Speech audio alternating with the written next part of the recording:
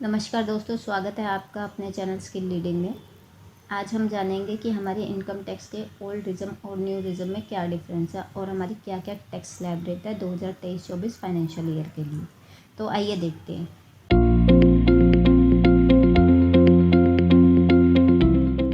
हमारी जो income tax की स्लैब रेट है 22-23 फाइनेंशियल ईयर के लिए, जिसका असेसमेंट ईयर रहेगा हमारा 2024-25, उसको गवर्नमेंट ने दो रिज्म में डिवाइड किया हुआ है।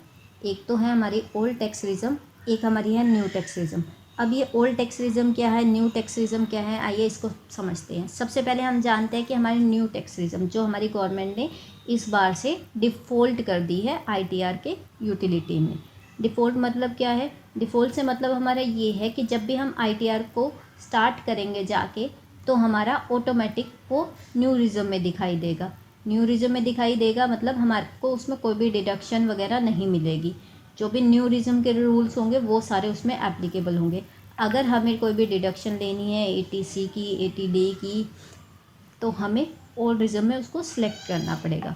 तो सबसे पहले हमें जानना पड़ेगा कि हमारी न्यू टैक्स रिज्म क्या है, आइए जानते हैं। तो एज़ पर गवर्नमेंट हमारी जो न्यू टैक्स रिज्म है for the financial year 23-24 and assessment year 24-25 हमारी ये है। हमारी अप टू 3 लाख तक जो भी हमारा टैक्स रेट रहेगा वो हमारा क्या रहेगा, नील रहेगा।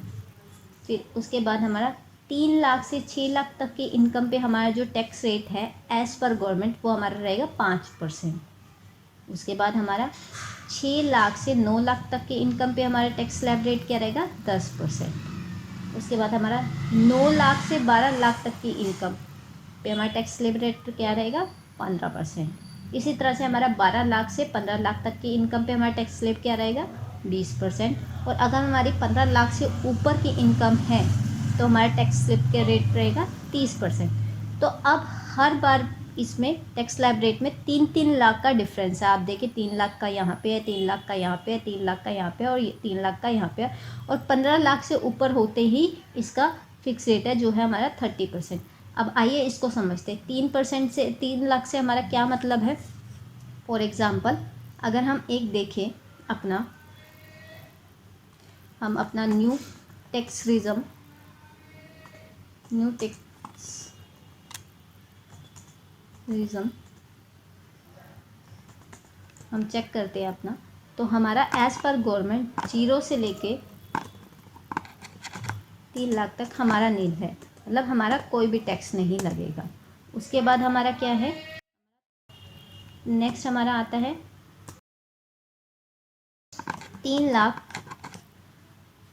से अगर हमारी इनकम 6 लाख तक है तो जो हमारा टैक्स रहेगा 5% से रहेगा।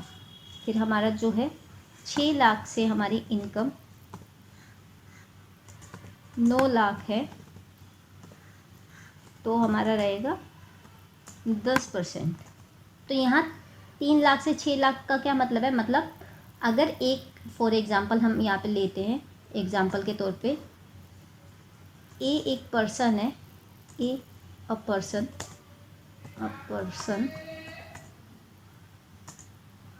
जिसकी इनकम हमारी 7 लाख रुपीज़ है, ठीक है, जिसकी उसकी इनकम जो है वो 7 लाख रुपए है। उसने एक एलआईसी की पॉलिसी भी ले रखी है जिसका वो प्रीमियम भरता है, ठीक है। 50,000 की उसने एलआईसी की पॉलिसी ले रखी है। उससे कुछ मेडिकल एक्सपेंस भी हुए थे, ठीक है। तो अब उसकी हम इनकम कैलकुलेट करके देखते हैं इस स्लैब के अकॉर्डिंग। उसकी इनकम कितनी है, 7 लाख रुपए। तो अब हम ये देखते हैं कि जो हमारी पहले 0 से 3 लाख तक हमारी गवर्नमेंट क्या कहती है, नील है। 3 लाख से 6 लाख तक की हमारी 5% है, मतलब 0 से 3 लाख नील, मतलब 7 लाख में से इसके 3 लाख तक तो इसको कोई टैक्स नहीं लगेगा, कोई भी टैक्स नहीं रहेगा। 7 लाख में से जो हमारा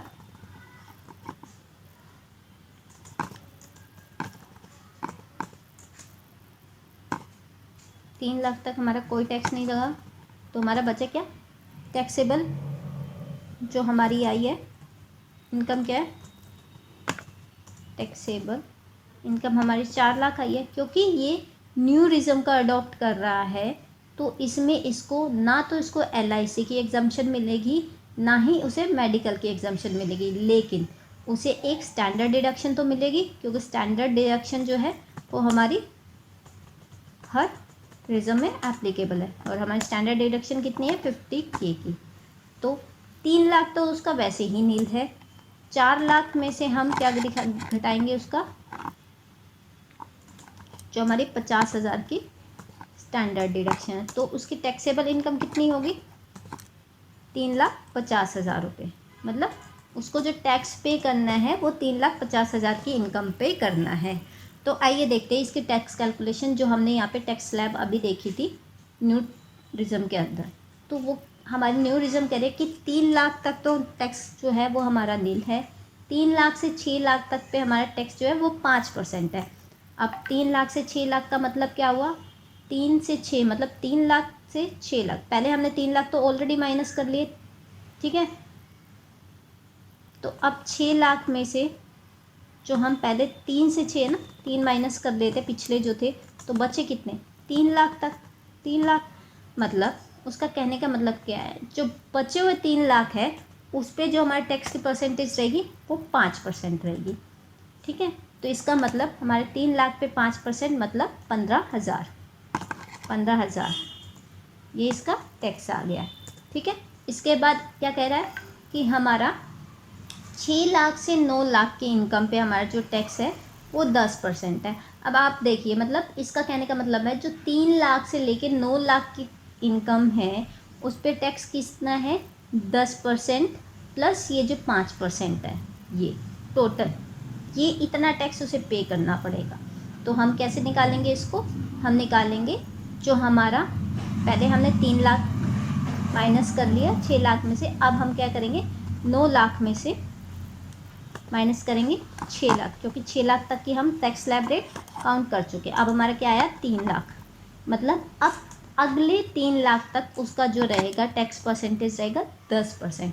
बट उसको तो टोटल टैक्सेबल इनकम है उसकी 3,50,000, ठीक है। अब 3,50,000 में से 3 लाख पे वो पहले ही कैलकुलेट कर चुके हैं, जो कि है हमारा 5%। अब बचा कितना, 3,50,000 में से बचा हमारा 3,50,000 में से हमारे पास बचा 3 लाख माइनस करने के बाद 50,000। तो अब हम जो 10% निकालेंगे वो हम निकालेंगे 50,000 का। तो अब हम यहाँ पे निकाले 50,000 का 10%। तो 50,000 का हमारा जो 10% आएगा वो हमारा आएगा 5,000। तो दैट मीन्स उसका जो टोटल टैक्स रहेगा वो रहेगा,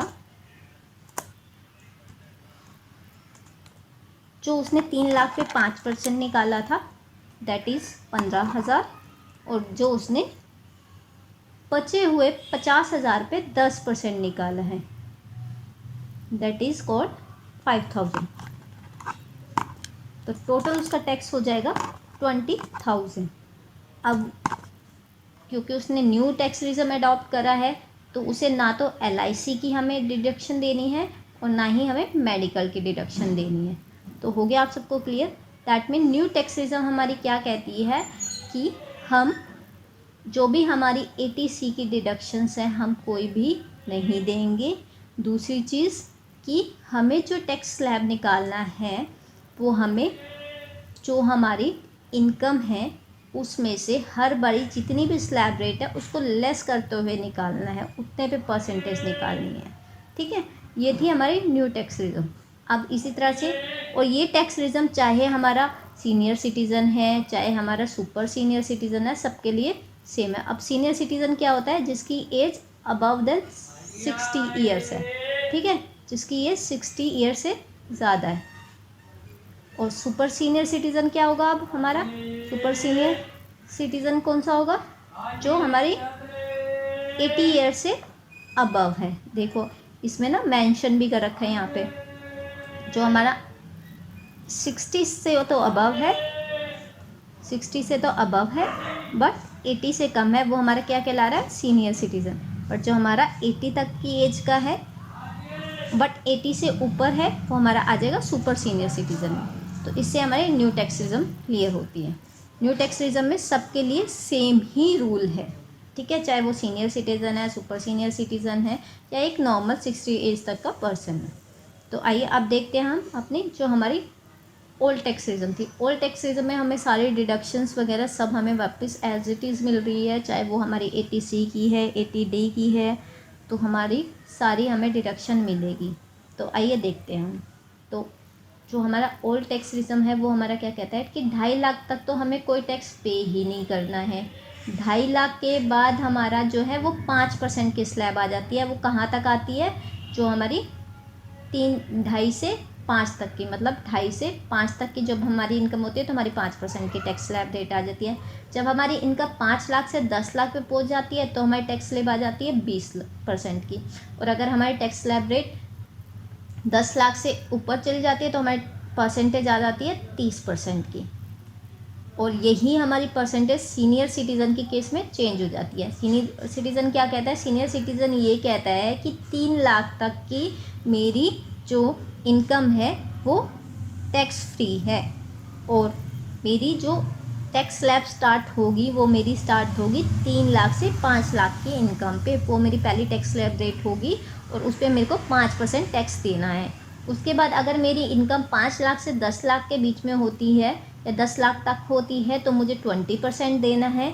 जब मेरी टैक्सेबल इनकम 10 लाख से ऊपर हो जाएगी तब मुझे 30% देना है। और हाँ, इसमें हमें सारे डिडक्शंस 80C, 80D, 80E हमें सारे डिडक्शंस मिलेंगे। स्टैंडर्ड डिडक्शन भी मिलेगी, 87A भी मिलेगा, हमें सारी डिडक्शंस मिलेगी, ठीक है। अब हमारी जो ओल्ड टैक्स रिजम में सुपर सीनियर सिटीजन है, सुपर सीनियर सिटीजन की स्लैब रेट क्या कहती है कि तुम्हें जो ये तुम्हारी 5 लाख तक की है वो तीनों ही नील होगी। दैट मीन अगर तुम्हारी इनकम 5 लाख तक है तो तुम्हें कोई भी टैक्स पे नहीं करना as per Indian government income tax rule act, ठीक है। बट अगर तुम्हारी इनकम 5 लाख से 1 रुपये भी ज़्यादा है तो तुम्हें 20% टैक्स पे करना है उस 1 रुपये पे। मतलब तुम्हारी इनकम 5 लाख से 1 से 10 लाख तक है तो तुम्हें 20% टैक्स पे करना पड़ेगा। जब तुम्हारी इनकम 10 लाख से ऊपर हो जाती है तो तुम्हें सिर्फ 30% टैक्स पे करना है, ठीक है। तो हमारा ओवरऑल क्या हुआ, जैसे अभी हमने एक एग्जांपल लिया था, ए पर्सन था जिसकी इनकम थी 7 लाख, ठीक है, अभी हमने देखा था। अब हम जो है इसी को ओल्ड टैक्स रिजम के फॉर्म में देखते हैं एक बारी। हमने क्या कहा था, ए पर्सन है, ए पर्सन उसकी इनकम हमने ली थी 7 लाख, ठीक है। और उसने LIC ली हुई थी कितने की, 50K की। उसका मेडिकल एक्सपेंस कितने का था, उसका मेडिकल एक्सपेंस था 5,000 का। अब हम ओल्ड टैक्स स्लैब रेट से देखते हैं। मान लेते हैं उसकी एज जो थी, उसकी जो एज थी वो थी 60 ईयर्स। तो अब देखते हैं कैसे होगा कैलकुलेशन उसका। तो हमारा 60 ईयर्स के लिए क्या स्लैब रेट है, 0 से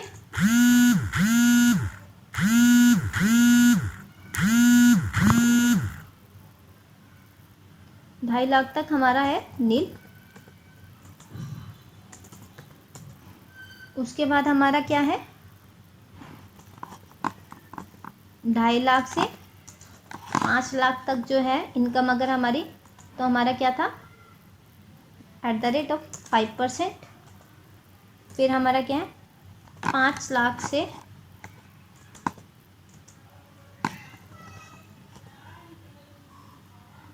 10 लाख है तो हमारी एट द रेट ऑफ 20%। और अगर हमारा अबव 10 लाख है तो हमारा एट द रेट ऑफ 30% हमारा टैक्स चार्ज होगा। तो आइए इस एग्जांपल में हम देखते हैं। हमारी जो इनकम है वो है 7 लाख,